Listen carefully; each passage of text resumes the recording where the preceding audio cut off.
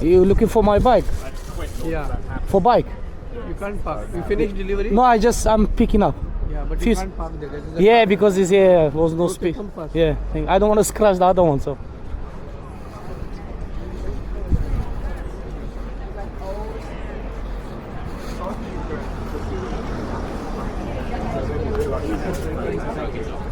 What do you Yeah. This one is big order.